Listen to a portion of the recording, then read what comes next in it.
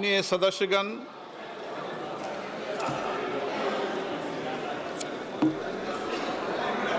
माननीय सदस्य अभय सिन्हा जी, आज तो फोटो खींच लिया है, आइंदा फोटो खींचा तो मुझे कार्रवाई करनी पड़ेगी। सदन में गरिमा बनाए रखो। माननीय सदस्यगण, मुझे आपको ये सूचित करते हुए अत्यंत प्रसन्नता हो रही है कि हमारे सदन के विशिष्ट बॉक्स में जॉर्जिया की संसद के चेयरमैन का उच्च स्तरीय संसदीय शिष्टमंडल उपस्थित है। मैं अपनी ओर से तथा सदन के सभी मान्य सदस्य की ओर से उनका हार्दिक अभिनंदन करता हूं, स्वागत करता हूं। माननीय श्री शाल पापुआ शिल्ली और उनके संसदीय शिष्टमंडल की भारत यात्रा दोनों देशों के संबंधों की गहराई का प्रतीक है। उनकी इस यात्रा से दोनों देशों के द्विपक्षीय सहयोग और संबंध और मजबूत होंगे। हम भारत में उनके सुखद, सफल एवं मंगलमय प्रवास की कामना करते हैं। उनके माध्यम से हम जॉर्जिया की संसद तथा वहां की मित्रवत जनता को बधाई और शुभकामनाएं देते हैं। प्रश्नकाल। प्रश्न संख्या 21 श्री वीके श्रीकंदन। मंत्री जी को, माननीय मंत्री जी, एक विवरण सभा पटल पर रख दिया गया। Question number 22 doctor D Ravi Kumar. Doctor D Ravi Kumar, माननीय गृह राज्य मंत्री जी, उत्तर सभा पटल पर रख दिया। क्वेश्चन नंबर 23 डॉक्टर कडियम काव्य। माननीय कृषि मंत्री जी, अध्यक्ष महोदय, एक विवरण सभा पटल पर रख दिया गया है। Question number 24 Shri Satish Kumar Gautam. Question number 24 अध्यक्ष जी।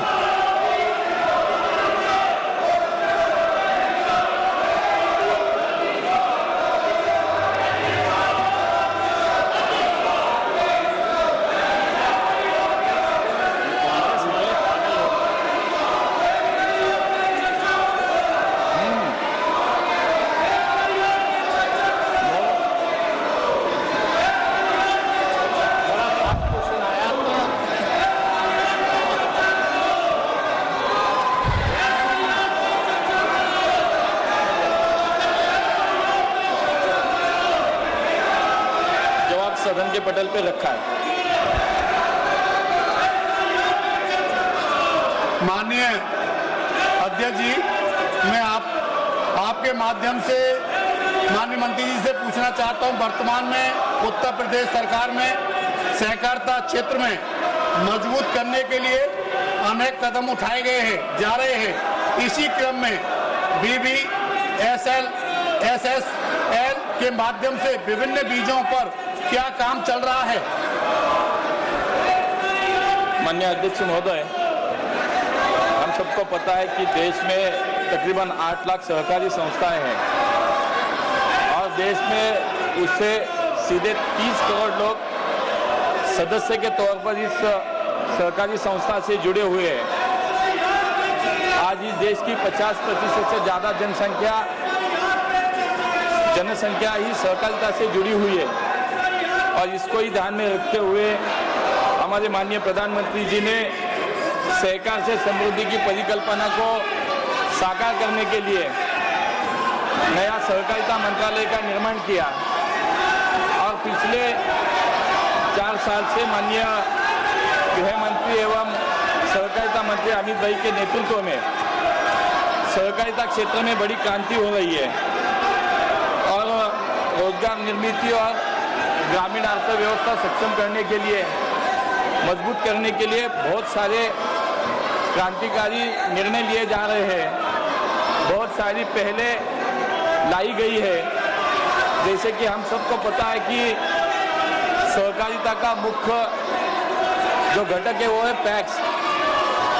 और इसी पैक्स को सक्षम बनाने के लिए बहुत सारे कदम उठाए जा रहे हैं। उसमें 3 मल्टी स्टेट सोसाइटीज की स्थापना की गई, जिसमें कृषि उत्पाद के निर्यात को प्रोत्साहन देने के लिए NCL, जैविक उत्पादन को बढ़ावा देने के लिए NCOL, और इसी के साथ स्वदेशी बीज बैंक बनाने के लिए और पारंपरिक मीठे बीजों का संवर्धन और प्रसार के लिए BBSSL की स्थापना की गई।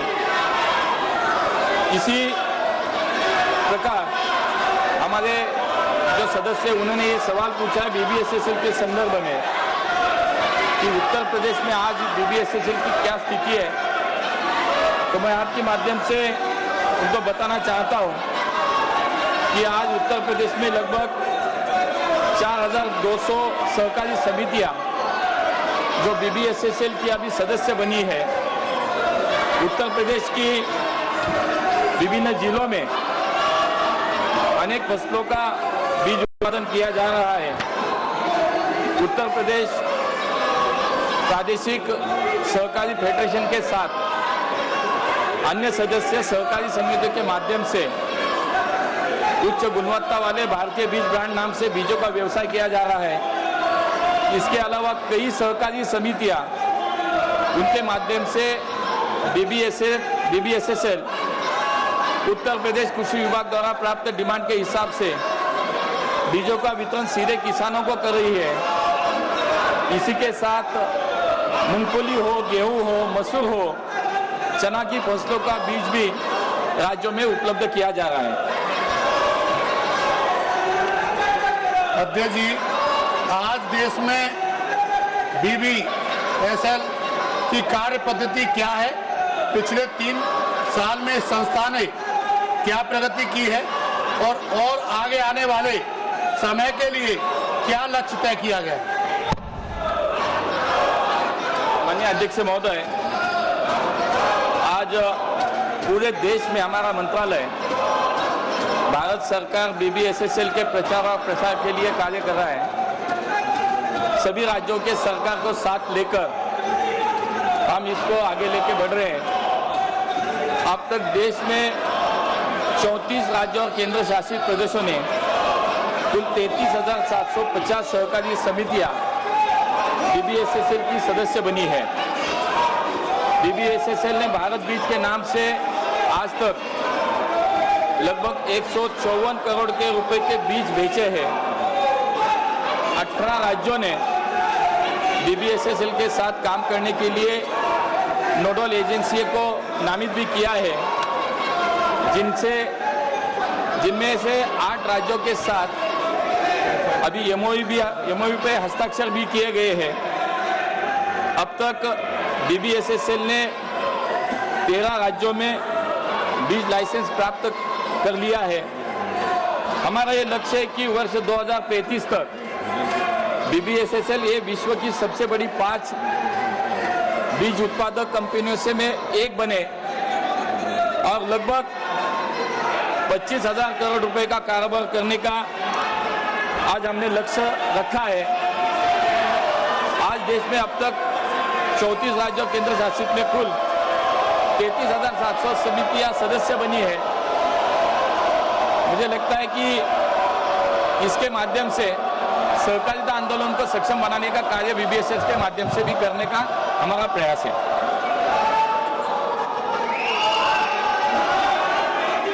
सौमित्र खान।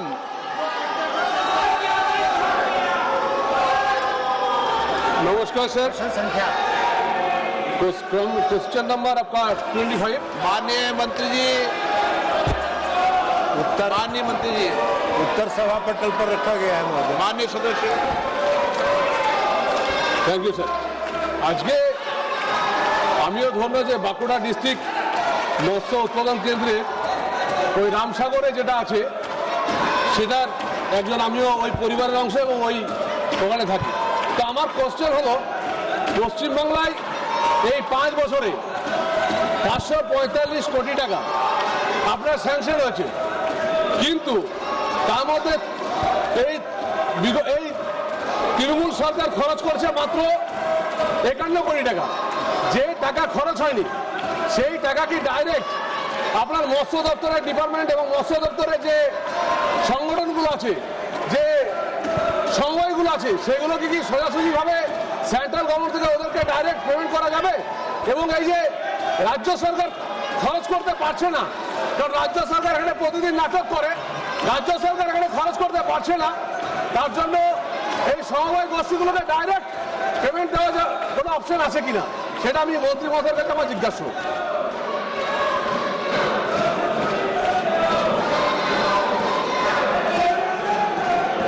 সেটা আমার জিজ্ঞাসা, ডাইরেক্ট সমবায় সমিতিগুলোকে রাজ্য সরকার পেমেন্ট করতে পারবেন কিনা।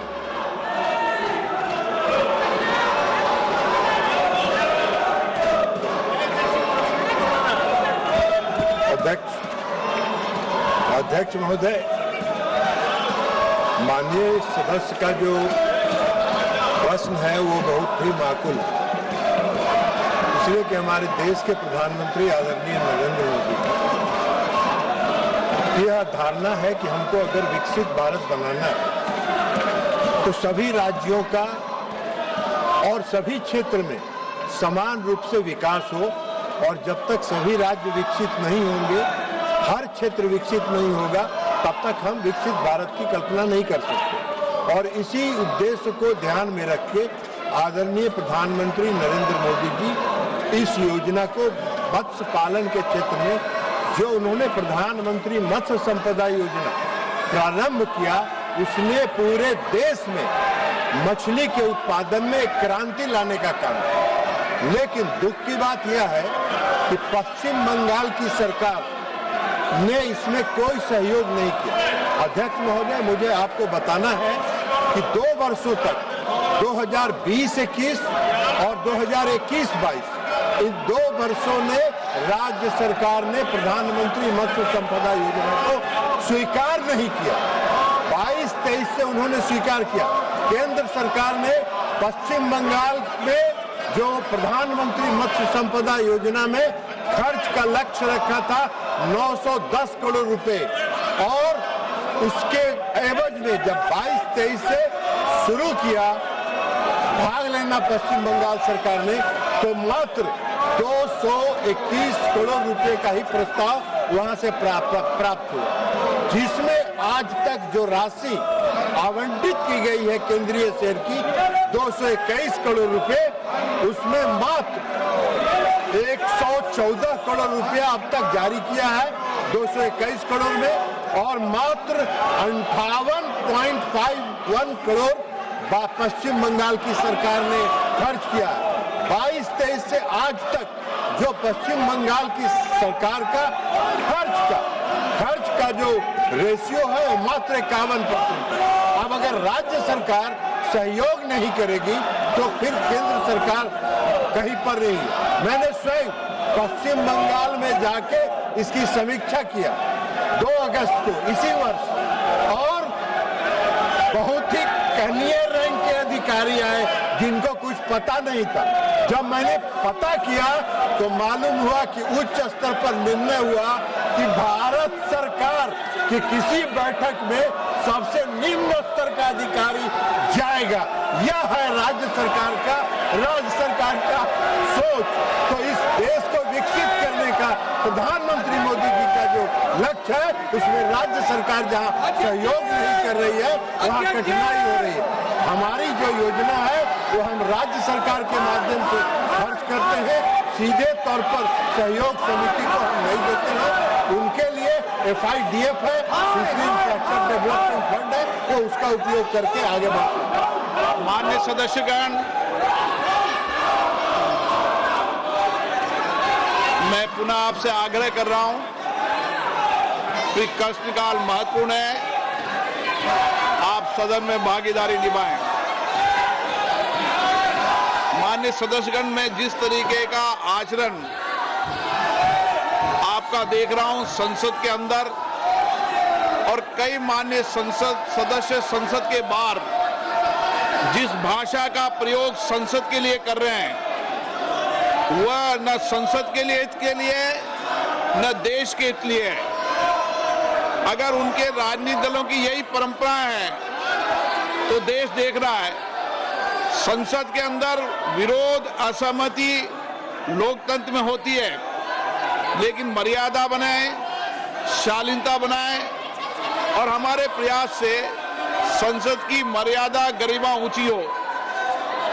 मैं हमेशा हर मुद्दे पर, हर विषय पर आपको पर्याप्त समय, पर्याप्त अवसर देता हूं, लेकिन मेरा आपसे आग्रह है, दुनिया का सबसे बड़ा लोकतंत्र जो दुनिया के अंदर मार्गदर्शन देता है, हमारी संसद की मर्यादा परंपरा भी उच्च कोटि की होनी चाहिए और विशेष रूप से आपका व्यवहार और आचरण संसद की मर्यादाओं के अनुरूप हो, ये मेरा आपसे आग्रह है। सदन की कार्रवाई आज 12 बजे तक के लिए स्थगित की जाती है।